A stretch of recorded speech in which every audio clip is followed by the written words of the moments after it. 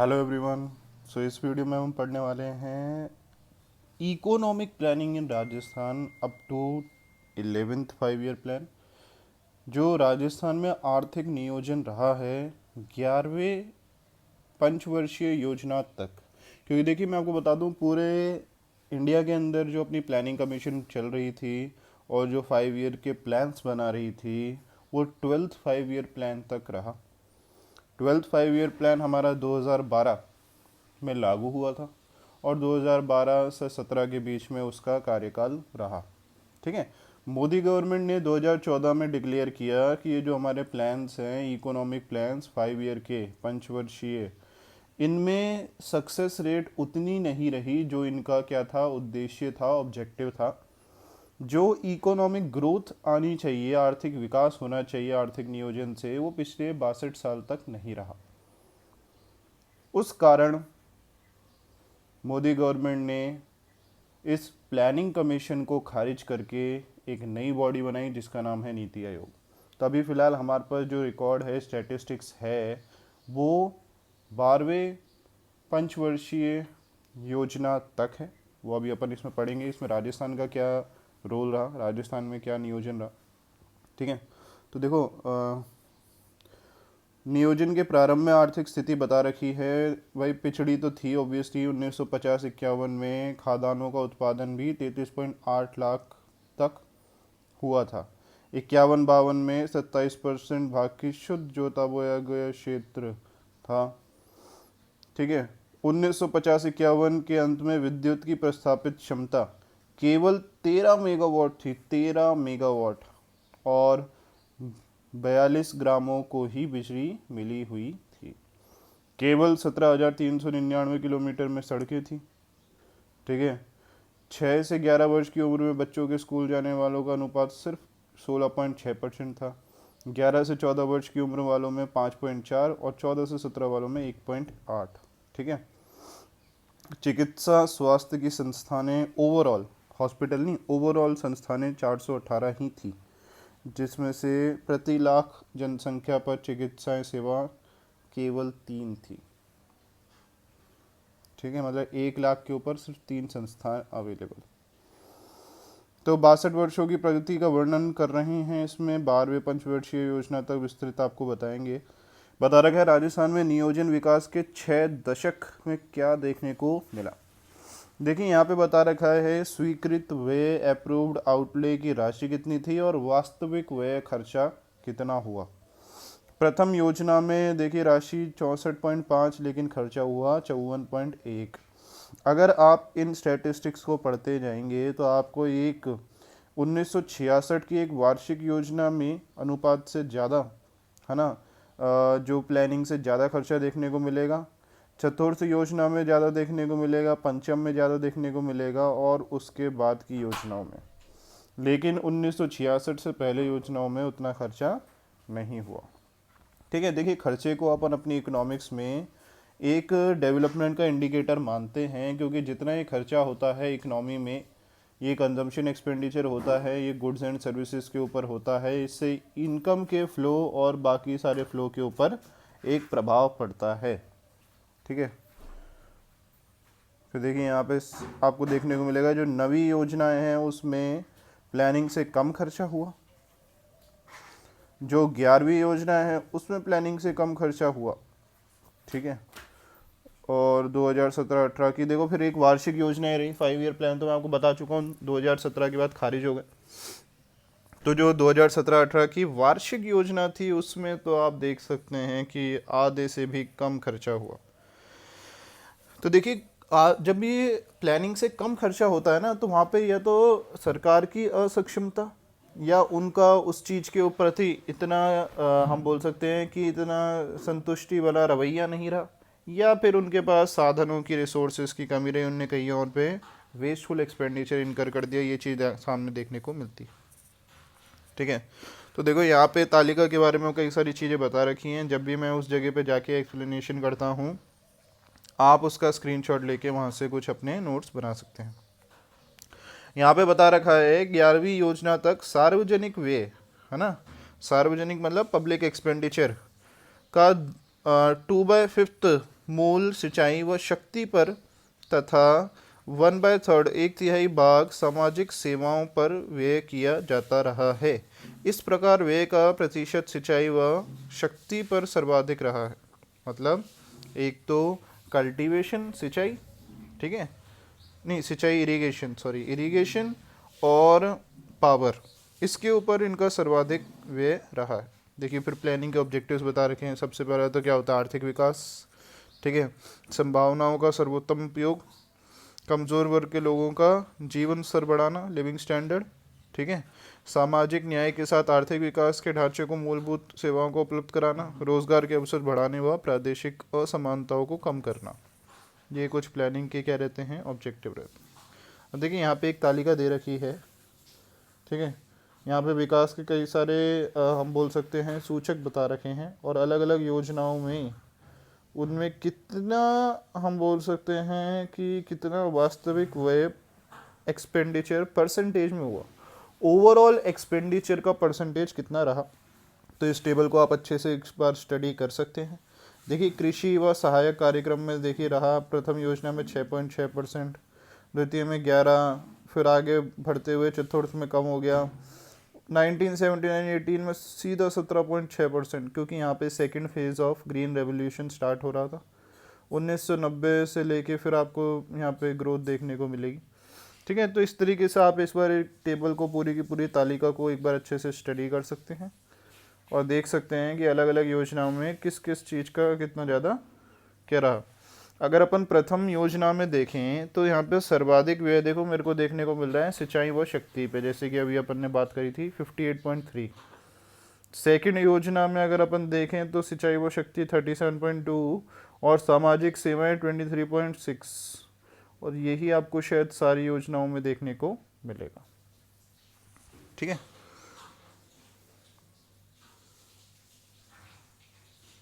यहाँ पे उसी तालिका की क्या दे रखी है, तालिका के बारे में एक्सप्लेनेशन दे रखी है, ठीक है। तो यहाँ पे 4 उद्देश्यों पर पृथक से जोर दिया गया, वो था राष्ट्रीय व राज्य की आय की औसतों के अंतरों को कम करना, तो एक तो नेशनल इनकम है और एक स्टेट डोमेस्टिक इनकम है, इसके अंदर जो एवरेज डिफरेंस है उसको कम करना है। राष्ट्रीय आय में 5% वृद्धि दर के स्थान पर राज्य की व्यवस्था में 8% वार्षिक वृद्धि दर प्राप्त करना।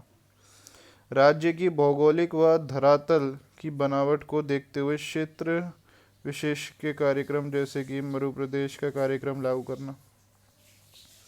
न्यूनतम आवश्यकता कार्यक्रम मिनिमम नीड्स प्रोग्राम, ठीक है। 20 सूत्री कार्यक्रम, इनको वो करना। तो अलग अलग उसमें बता रखा है। देखो ये 7वीं वर्ष का था, 8वीं का भी बता रखा है, 9वीं का भी बता रखा है। सबके कॉमन कुछ ऑब्जेक्टिव ऐसे होते हैं कि सबसे पहले तो आर्थिक विकास चाहते हैं, आर्थिक संतुलता या इकोनॉमिक स्टेबिलिटी चाहते हैं, ठीक है। वो चाहते हैं कि भाई जो सार्वजनिक संस्थान हैं, पब्लिक एंटरप्राइजेस है, उनको अच्छे से मैनेज किया जाए, ठीक है। जो क्या नाम है अलग अलग विकास के केंद्र हैं या फिर सेक्टर हैं उन तक क्या मिले, वो मिले। कमज़ोरों को, कमज़ोरों तक, कमज़ोर चाहे सेक्शन हो, वीकर सेक्शन या फिर सेक्टर हो, उनको ज़्यादा सपोर्ट किया जाए। यही योजनाओं के कुछ मूलभूत क्या रहते हैं, ऑब्जेक्टिव्स रहा करते हैं, ठीक है। तो यहाँ पे देखिए और एक और आपके पास यहाँ पे सामने तालिका दे रखी है, बोल रखा है शिशु मृत्यु दर, है ना, इन्फेंट मोर्टेलिटी रेट। लक्ष्य था इतनी कम करना है, लेकिन वास्तविक में रही 49, है ना, 33 से 49। मातृ मृत्यु दर जो मेटरनल मोर्टेलिटी रेट होती है, लक्ष्य था 148 पे लेके आना, लेकिन रही 255। फुल फर्टिलिटी दर 2.6, लेकिन ज़्यादा रही उससे 2.9%। कुल साक्षरता लिटरेसी 79.6, लेकिन रही 66.1। और 0 से 3 वर्षों के बीच में कुल अपोषण का 25.3, और ये यहाँ पे शायद रिकॉर्ड ही नहीं हो पाया, ठीक है। तो यहाँ पे 11 पंचवर्षीय योजना की प्राथमिकताएं बता रखी हैं, आपको 11वें और 12वें के बारे में अच्छे से समझना है। भूख, कुपोषण, निर्धनता, जीवन निर्वाह के नीचे की भुखमरी को मिटाना, अभावग्रस्त महिलाओं को विशेष ध्यान, लाभप्रद रोजगार व जीविकोपार्जन के सृजन पर ध्यान देना, उत्तम शासन व राजकोषीय सुधार निश्चित करना, ह्यूमन रिसोर्स डेवलपमेंट करना, मानवीय साधनों का विकास, आर्थिक आधार ढांचे को सुदृढ़ करना, इनकम इंफ्रास्ट्रक्चर।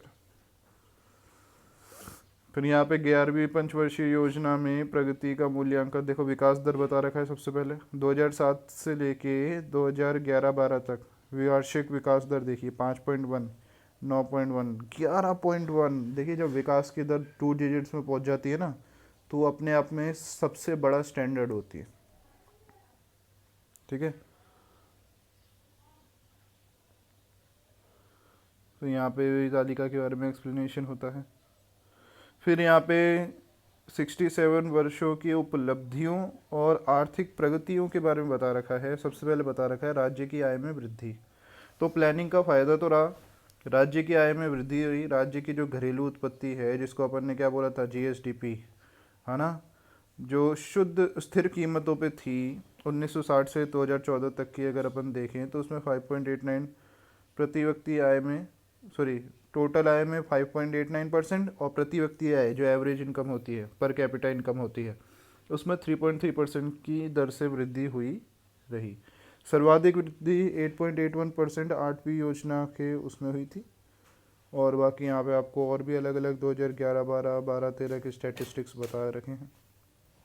ठीक है, राजस्थान विकास दर की दृष्टि से एक घटिया विकास दर वाला राज्य नहीं माना जा सकता है। तो यहाँ पे जो विकास दर रही है तो उसमें अपन बोल सकते हैं कि ये एक उपलब्धि है, ये कोई एक बाधा या फिर परेशानी नहीं रही, ये एक उपलब्धि ही रही। फिर बोला कृषिगत उत्पाद व सिंचाई, उत्पादन व सिंचाई। देखिए ये एक यहाँ की एक बहुत बड़ी प्रॉब्लम थी, सिंचाई उत्पादन, तो इसके ऊपर भी बहुत खर्च चला। खाद्यान्नों के उत्पादन में 33 लाख टन हुआ था 1950 में, 83 में 100.8 लाख टन हो गया और 87-88 में घटकर 47.8 ही रह गया।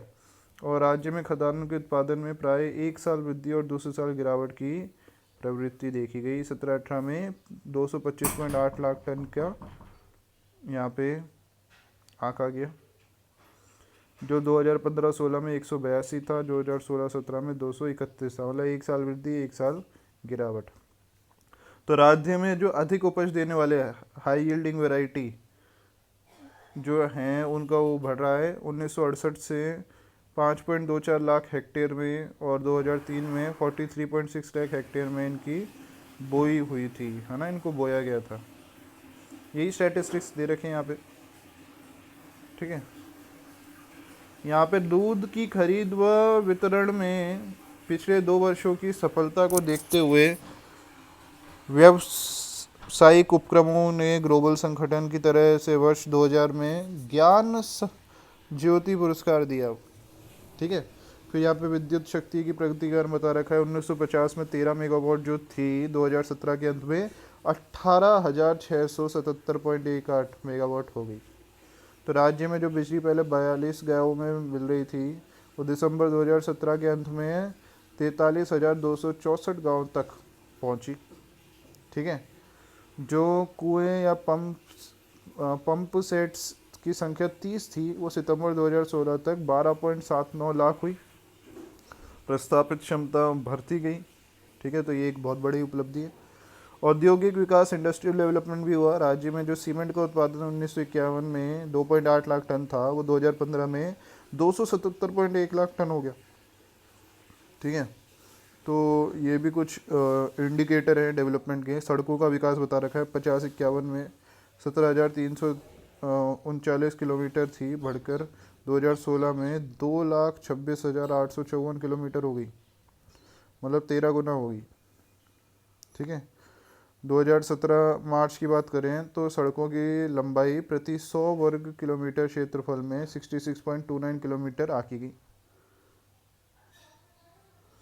शिक्षा की प्रगति देखिए 3,000 व ऊपर की जनसंख्या वाले सभी गांवों में प्राथमिक स्कूल खोले दिए गए हैं। राज्य के सभी जिलों में कॉलेज स्तरीय शिक्षा की व्यवस्था कर दी गई है। इसके अलावा साइंस एंड टेक्नोलॉजी पिलानी और मालवीय रीजनल इंजीनियरिंग जयपुर में स्थापित हो चुके हैं। बहुत सारी चीज़ें हैं ना, राजस्थान का एजुकेशन लेवल तो अच्छा ही है। साक्षरता का अनुपात 2001 में 60.4 से बढ़ के 66.1 हो गया। योजना काल में शिक्षण संस्थानों का काफ़ी विकास हुआ। ठीक है, जो 46 निजी विश्वविद्यालय, 26 राज्य वित्त पोषित विश्वविद्यालय और 7 डीम्ड विश्वविद्यालय थे। भारत सरकार ने किशनगढ़ में एक केंद्रीय विश्वविद्यालय स्थापित किया। 2005-6 में कोटा में एक तकनीकी विश्वविद्यालय। राज्य में कुल 1850 कॉलेज हो चुके हैं। 209 सरकारी, 15 सरकारी लॉ कॉलेज और 1626 निजी कॉलेज। तो विकास तो हुआ ही। इंजीनियरिंग के 118 कॉलेज हैं और 112 इंजीनियरिंग कॉलेज निजी क्षेत्र में चालू कर दिए गए।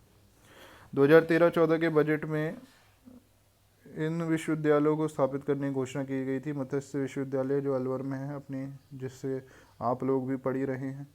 वृज विश्वविद्यालय, शेखावटी विश्वविद्यालय सीकर, पत्रकारिता व संचार विश्वविद्यालय जयपुर। ठीक है। फिर चिकित्सा व जल पूर्ति के मतलब वाटर सप्लाई के क्षेत्र में प्रगति बता रखा है।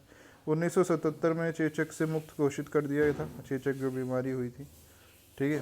सभी पंचायत समितियों को प्राथमिक स्वास्थ्य केंद्र स्थापित कर दिए थे। 1951 में हॉस्पिटल व डिस्पेंसरी, मातृत्व बाल कल्याण केंद्रों की संख्या 418 थी, जो दिसंबर 2017 के अंत में अस्पताल और डिस्पेंसरी प्राथमिक स्वास्थ्य केंद्रों पे 17,551 की संख्या हो गई। दिसंबर 2016 तक 42,952 गाँव में पेयजल की सुविधा पहुंचा दी गई। ठीक है। बड़े शहरों में पीने के पानी की कमी जो थी वो दूर करने के लिए राजस्थान सरकार द्वारा कुछ प्रयास ये रहे। बीसलपुर परियोजना। ठीक है। जोधपुर लिफ्ट जल पूर्ति स्कीम, मानसी वाकल परियोजना उदयपुर, जयपुर के बांडी बेसिन वाटर सप्लाई प्रोजेक्ट। तो ये यहाँ पे इसके बारे में बता रखा है। फिर यहाँ पे कुछ कारण भी बता रखे हैं जो कि राजस्थान में ग्रोथ रेट के स्लो होने के कुछ मुख्य कारण हैं। ठीक है। तो देखिए यहाँ से अपन को समझ में आता है कि चलिए डेवलपमेंट तो हुआ, लेकिन क्या उतना ही हुआ जितना होना चाहिए, जितना एक्सपेक्टेड था, या जितना हमको एक डेवलप्ड स्टेट में कन्वर्ट करने के लिए ज़रूरी था। तो यहाँ पे हमारी आर्थिक विकास की दर को थोड़ा सा क्या बताया गया है, धीमा बताया गया है। और धीमी प्रगति के दर के कुछ कारण यहाँ पे इस प्रकार है कि जो वर्षा की अनिश्चितता, सूखा, अकाल आदि है, ऑब्वियसली राज्य में ये क्या करता है, उत्पादन और कृषिगत उनका ये प्राकृतिक है ना। सबसे पहले क्या है, प्राकृतिक बाधाएं। प्राकृतिक बाधाएं में वर्षा की अनिश्चितता, सूखा, अकाल पड़ना। ठीक है। बारिश की वैसी कमी रहती है, और अगर अनसर्टेन हो गया, डिले हो गया, ठीक है, तो दिक्कत हो जाती है। तो क्या करना पड़ता है, राज्य में प्रतिवर्ष पशुओं को मध्य प्रदेश, गुजरात, उत्तर प्रदेश व अन्य राज्यों को निरंतर निष्क्रमण होता रहा है। रिलीफ वर्क पे बहुत पैसा खर्च होता रहा है। तो ये एक बाधा ही है अपने आप में। पीने के पानी का अभाव है ना, जो ड्रिंकिंग वाटर है उसका कमी, ये भी एक बहुत बड़ा क्या कारण है। सूखे की स्थिति में भी क्या हो जाती है, भयानक गर्मी व प्यास से कभी कभी मनुष्य, पशु मौत के शिकार हो जाते हैं। तो ये पानी की सप्लाई ट्रकों से, टैंकरों से अलग अलग गाँव में पेयजल पहुंचाना भी इतना आसान बात नहीं है। फिर भूमि का कटाव। भूमि का कटाव मतलब डिवाइडेशन। ठीक है। कितना कटाव, डिवाइडेशन हो चुका है, अलग अलग कामों में लग चुका है। एग्रीकल्चर में भी इतने अलग अलग चीज़ों में लग चुका है कि उससे क्या हो रही है, उसकी उपजाऊ शक्ति तो कम हो ही रही है, लेकिन भाई वो क्या हो रहा है, भूमि में पानी की कमी, मिट्टी का कटाव है ना, सॉइल इरोजन, ये सब चीज़ें भी बहुत ज़्यादा बढ़ रही हैं। सिंचाई व साधनों का अभाव, इरिगेशन और उसके जितने भी रिसोर्सेज हैं उसकी कमी। ठीक है। ये भी एक बहुत बड़ा कारण है। विद्युत शक्ति का अभाव। ठीक है। बढ़ी है लेकिन उतनी नहीं बढ़ी जितनी हमारी ज़रूरत है। और राजस्थान में मुख्य बात ये है कि भाई देखिए, जो अपनी ओवरऑल कंजप्शन की रिक्वायरमेंट है, हमारी जितनी ज़रूरत है ना, उसके मुकाबले यहाँ पे सिर्फ यहाँ पे 30% के आसपास या 1/3 जनरेट हो रही है। 2/3 हमको बाहर से ख़रीदनी पड़ती है, जिसकी वजह से क्या होता है, बहुत पैसा खर्च होता है। ठीक है। यातायात के साधनों का अभाव। अभी भी यहाँ पे सफिशिएंट ट्रांसपोर्टेशन के लिए पूरे व्हीकल्स और वो नहीं है, जिससे इस सेक्टर को भी कोई उत्साहवर्धन कुछ देखने को नहीं मिल रहा। ठीक है। अलौह खनिजों व ईंधन का अभाव। ठीक है।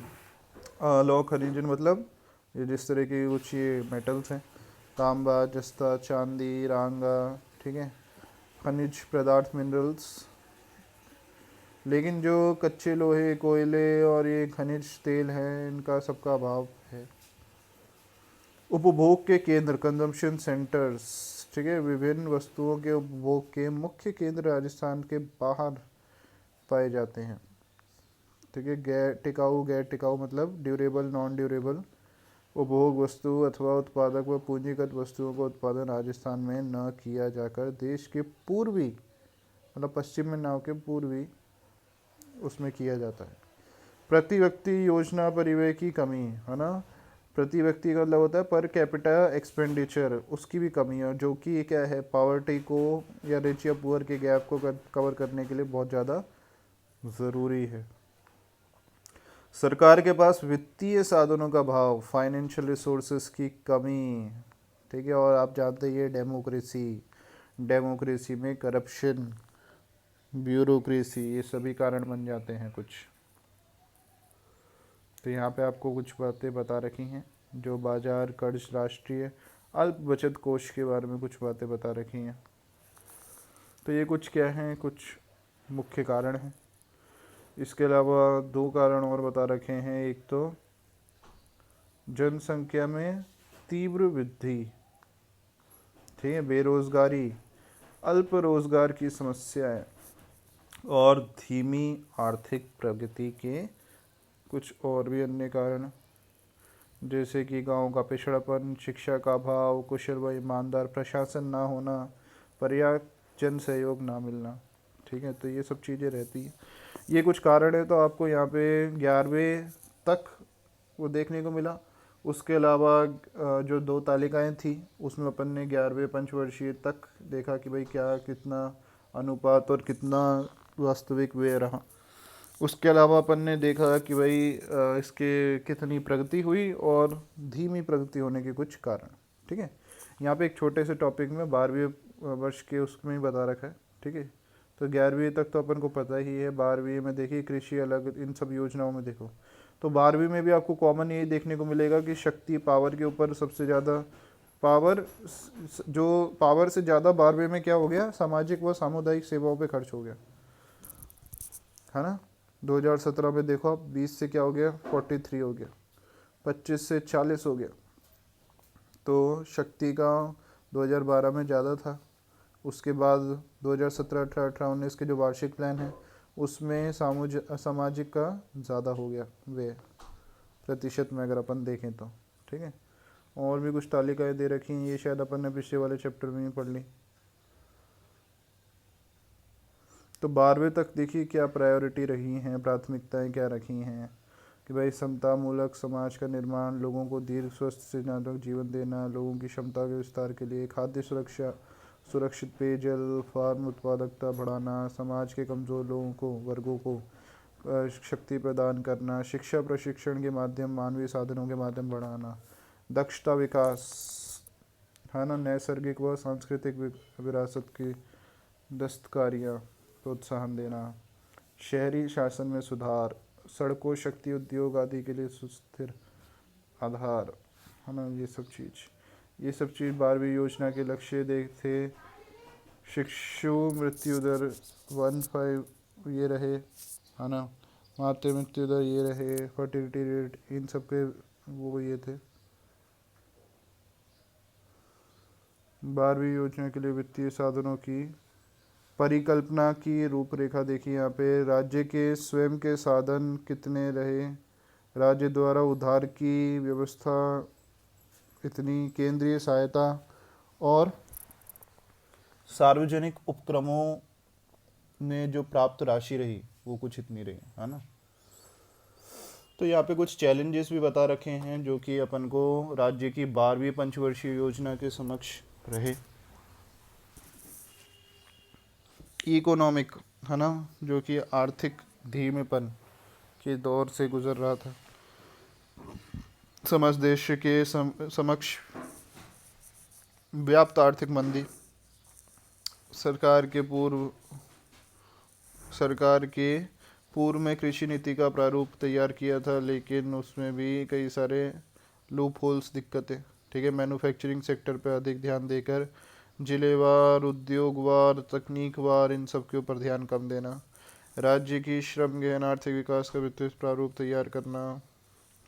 फुल फर्टिलिटी रेट को आगामी 5 वर्षों में 2.4 लाने की, जो राज्य बीमारू राज्यों की श्रेणी में बाहर आया हुआ माना जा सकता था।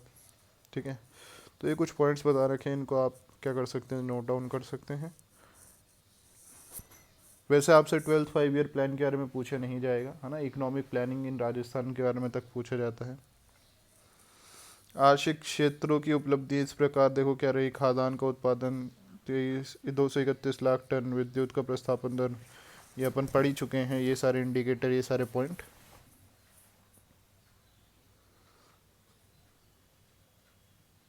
तो देखिए, जो नीति आयोग की मैं बात कर रहा था वहाँ पे आपको बता रखा है, नीति आयोग है national institution from transformation India. नीति, और नीति एक तरीके से, नीति एक हिंदी शब्द है जिसका इंग्लिश में भी मतलब योजना ही होता है। नीति आयोग का गठन हुआ है। ठीक है, तो यहाँ पे अभी तक अपन ने जो इकोनॉमिक डेवलपमेंट पढ़ा उसमें क्या बाधाएं रही, है ना, बाधाएं क्या रही और किन तरीके से उन बाधाओं को दूर किया जा सकता है अपनी फर्दर इकोनॉमिक प्लानिंग में, यहाँ पे शॉर्ट में डिस्कस कर रखा है। तो देखो, बात लग गया कि भाई सबसे बड़ी बाधा भौगोलिक थी। 60% से अधिक क्षेत्रों में भारत का बड़ा मरुस्थल फैला हुआ था। कृषि की मानसून पर निर्भरता भी बहुत ज़्यादा अधिक थी। राज्य में जनसंख्या की वृद्धि पर भारत की औसत वृद्धि दर से अधिक रही। श्रम शक्ति में लगातार वृद्धि होने से बलस्वरूप लोगों को रोजगार देने में कठिनाई आ रही। राज्य में जल का नितांत अभाव से राजस्थान की भी सतही जल की मात्रा समस्त भारत की सतही जल से 1% है। राज्य के स्वयं के विद्युत उत्पादन व के स्रोतों का विकास होना अभी भी बाकी है। राज्य में सामाजिक व आर्थिक इंफ्रास्ट्रक्चर आज भी काफ़ी पिछड़ा हुआ है। परिवहन व संचार की दृष्टि से भी हम स्तर के नीचे हैं। विभिन्न भागों व विकास की दृष्टि से काफ़ी असमानता है। राज्य के पास विकास के लिए वित्तीय साधनों का अभाव है। तो देखो, अब कृषिगत बाधाओं के बारे में बता रखा है कि भाई ऑब्वियसली यहाँ पे कृषिगत में तो क्या है भाई, क्षेत्रफल भी बहुत कम है। भौगोलिक क्षेत्रफल कृषि का कम है क्योंकि डेजर्ट की तरफ ज़्यादा आ जाता है। मिट्टी हमारी थोड़ी अलग है। तो जो इनपुट्स हैं, जो कि अधिक इनपुट देने वाले बीज, है ना, फर्टिलाइज़र, पेस्टिसाइड्स और जितने इक्विपमेंट है उनका प्रॉपर सप्लाई होना चाहिए। उनका प्रोडक्शन और सप्लाई होगा तो यहाँ पे थोड़ा सा फ़र्क देखने को मिलेगा। भूमि पर सीमा निर्धारण कानून होना चाहिए। ठीक है, उसमें लगाने में थोड़ी सी बाधाएं देखने को मिलती हैं। लैंड सीलिंग जो है, अदालतों से स्टे मिल जाता है क्योंकि वो लोग चुनौती दे देते हैं। केस जो है, जैसे मान लो सरकार ने स्टे लगा भी दिया ना, तो उनने क्या कर दिया, सरकार को कोर्ट में चैलेंज कर दिया। वो केस कितने साल चल रहे हैं, तब तक उनका पूरा पोजीशन उन्हीं के पास है, सरकार के पास पहुँचे नहीं। ये बहुत बड़ी बाधाएं हैं। फिर मानसून पर निर्भरता भी देखी गई है। जल प्रबंध की आवश्यकता है। उचित जल प्रबंध जब तक नहीं होगा तब तक ये दिक्कतें चलती ही रहेंगी। ठीक है, यहाँ बता रखा है सिंचाई हेतु तो पक्की नालियाँ बननी चाहिए। ठीक है, फव्वारा सिंचाई, स्प्रिंकलर सिस्टम, ये एक अच्छा तरीका है जो कि क्या होता है आज की डेट में आपने कई जगह फार्म पे देखा भी होगा या बड़े बड़े गार्डन्स में देखा होगा। ठीक है, स्प्रिंकलर सिस्टम इतना ज़्यादा एक्सेस में वेस्ट भी नहीं करता पानी और सभी जगह तक पानी को पहुंचाने में भी हेल्प करता है। बूंद बूंद सिंचाई, ड्रिप इरिगेशन, ये और भी बेटर सिस्टम है। इसमें पाइप्स बना देते हैं, पाइप में होल होता है, उसमें से सिर्फ वाटर की ड्रॉप्स गिरती रहती हैं। ये लगातार चलता है, इससे कभी भी ओवर वाटर नहीं होता, वाटर लॉगिंग नहीं होता। सामुदायिक नलकूप योजना, ग्राउंड वाटर, है ना, ये भी एक बड़ी इम्पोर्टेंट योजना है। इसमें जो राशि थी किसानों को 75% तक उसमें सहायता मिली। 15,000 रुपये प्रति कुआं दी गई। फसलों के प्रारूप में परिवर्तन, है ना, रूप में परिवर्तन, जैसे कि भाई क्या क्या अधिक जल की आवश्यकता वाली फसलें जैसे गेहूँ है, जौ है, इनके स्थान पर कम जल वाली फसलों को आप लगा सकते हो, जैसे सरसों, धनिया, अलसी। लवणीय मिट्टी, सैलिनिटी मिट्टी की समस्या है भाई, इसमें जिसमें पोषण होता है वो मिट्टी है नहीं। खारे पानी के कारण भी मिट्टी में अपने लवणों के कारण ये समस्या फसलों में उत्पादन से कम कर देती है। ड्रेनेज की प्रॉब्लम्स,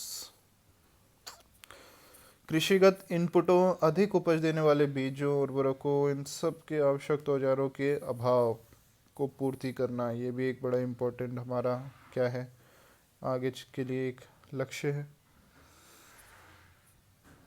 ठीक है, फिर बता रखा है सहकारी मतलब कोऑपरेटिव साख क्रेडिट के विस्तार व कुशल प्रबंध की आवश्यकता। देखिए कोऑपरेटिव क्रेडिट की बहुत ज़्यादा ज़रूरत है, क्योंकि फॉर्मल क्रेडिट आप इतना फैला नहीं पा रहे, तो लोगों को आपस में ही क्या करना पड़ेगा, आपस में एक दूसरे के साथ कोऑपरेट करके ही पैसा इकट्ठा करके आपस में एक दूसरे की नीड पूरी करनी पड़ेगी। लेकिन आज की डेट में कोऑपरेटिव्स क्रेडिट सोसाइटी भी बहुत घपले कर रही हैं। ठीक है, इसमें बहुत प्रमुख प्रमुख नाम हैं, घपले भी कर रही हैं, लोगों को पैसा भी नहीं मिल रहा, तो उनका लोगों का थोड़ा सा उसके ऊपर से विश्वास हटता जा रहा है। लेकिन फिर भी अगर इसको अच्छी तरीके से किया जाए तो लोगों को फ़ायदा होगा। चारे का भाव, फॉडर क्रॉप्स जो होती है, लो ये जो क्या नाम है, गाय भैंस मवेशियों के खाने के लिए, उसका भाव भी एक कारण। ठीक है, फिर औद्योगिक विकास में, इंडस्ट्रियल डेवलपमेंट में प्रमुख बाधाएं, उनको दूर करने के उपाय बता रखा है। पंचवर्षीय योजना में खनन व उद्योगों के विकास पर कुल सार्वजनिक व्यय का अंश काफ़ी कम रहा है, जिसमें इसकी बाधा आई है। औद्योगिक विकास के लिए आवश्यक इंफ्रास्ट्रक्चर का अभाव रहा है। ब्रॉडगेज रेलवे की कमी है, जो कोटा चित्तौड़गढ़ के बीच में ब्रॉडगेज की रेलवे लाइन थी। ठीक है, सीमेंट की कुछ इकाइयाँ स्थापित की जा सकती है, जिनमें एक सुपर सीमेंट संयंत्र भी शामिल है। ठीक है, औद्योगिक क्षेत्रों में सड़कों की स्थिति पूरी तरह से संतोषजनक नहीं है, विद्युत का अभाव है, सप्लाई में अनियमितता है, अंतर संस्थान सामान्य इंटर इंस्टीट्यूशनल कोऑर्डिनेशन में कोई वो नहीं है। जैसे कई सारी इंडस्ट्री ऐसी होती हैं जो प्रोडक्ट्स प्रोड्यूस करती है, वो दूसरी इंडस्ट्री का क्या होता है, रॉ मटेरियल होता है, कच्चा माल होता है। इनके बीच में कोऑर्डिनेशन सही से नहीं होगी तो भी ओवरऑल इंडस्ट्रियल डेवलपमेंट कैसे होगा।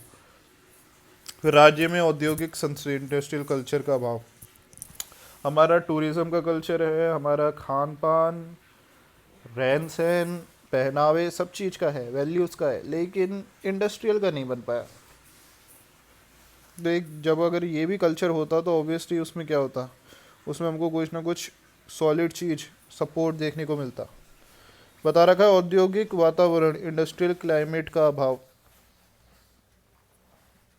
अन्य राज्यों की तुलना में राजस्थान में औद्योगिक वातावरण का अभाव है। वातावरण कैसे बनेगा, पानी, बिजली, सड़क, टेलीफोन, इन सब चीज़ के मिश्रण से बनेगा, जो कि ओवरऑल नहीं है। तो बोल रहा है उद्यमकर्ताओं को रेड कारपेट चाहिए, रेड टेप नहीं। रेड कारपेट का मतलब होता है सारी इंफ्रास्ट्रक्चर की सॉलिड सुविधाएं। रेड टेपिज्म होता है paper work, bureaucracy, diplomacy, government का करप्शन, ये सब चीज़ें। दीर्घकालीन औद्योगिक नियोजन का अभाव है ना, लॉन्ग टर्म इंडस्ट्रियल डेवलपमेंट के प्लान्स नहीं रहे, इंडस्ट्रियल प्लानिंग के ऊपर बिल्कुल फोकस नहीं रहा। ऑब्वियसली अगर आपका एग्रीकल्चर इतना ज़्यादा स्ट्रॉन्ग नहीं रह पा रहा कई सारे नेचुरल कारण से, तो आपको कम से कम आर्टिफिशियल या फिर इंडस्ट्रियल डेवलपमेंट को तो आगे बढ़ाना ही चाहिए, उसके लिए तो कुछ करने चाहिए, जिनकी यहाँ पे बहुत कमी रही है। ठीक है, बता रखा है गैर फैक्ट्री क्षेत्र में खादी, ग्रामीण उद्योग और हम करघा व दस्तकारियों की समस्या है।